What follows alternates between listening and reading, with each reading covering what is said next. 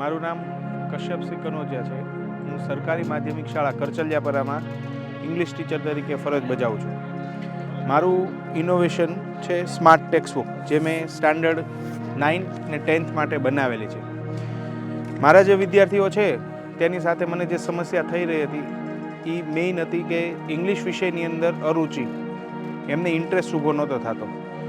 પછી એનું કારણ જાણવાનું જ્યારે મેં સ્ટાર્ટ કર્યું ત્યારે ખબર પડી કે મુખ્યત્વે જે ચોપડીઓ તે લોકો યુઝ કરે છે તે બ્લેક એન્ડ વ્હાઇટ છે.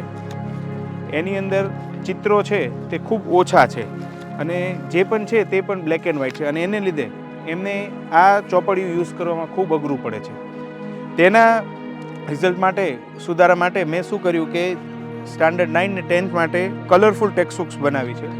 એને જે કોન્ટેન્ટ છે એ ટોટલી કલરફુલ પેજીસમાં રિપ્રેઝેન્ટ કર્યું છે.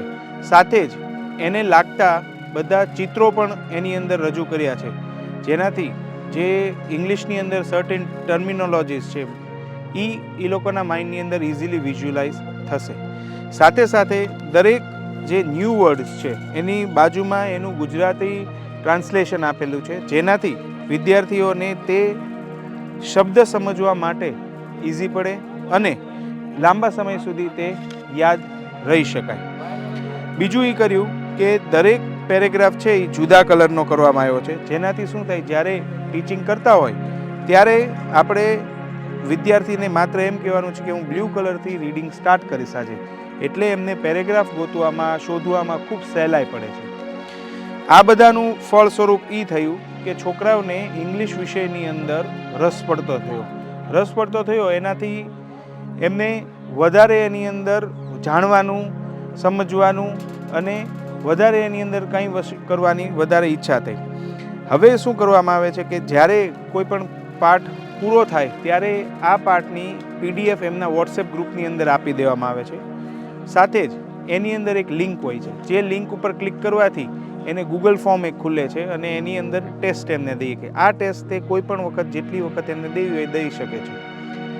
તેનાથી શું થશે કે જે પણ વિદ્યાર્થી છે એ વારે વારે રિવિઝન કરતો થાય છે, અને એ રિવિઝનનું પરિણામ એ છે કે જે એકમ કસોટી છે એની અંદર આપણને ખૂબ સારું પરિણામ મળ્યું છે.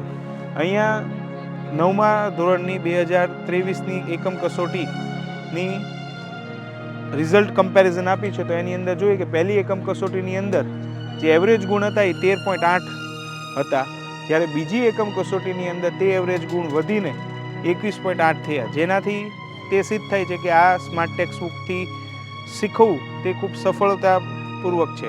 સાથે જ આ સ્માર્ટ ટેક્સ્ટબુક જો જી શાળા અને બીજા સરકારી ડિજિટલ પ્લેટફોર્મ્સ છે તેની સાથે જોડવામાં આવે તો બધા જ ટીચરો જે ઇંગ્લિશના છે અને જેમને આ મારી જેવી જ સમસ્યા છે તે આનો ઉપયોગ કરી શકે છે.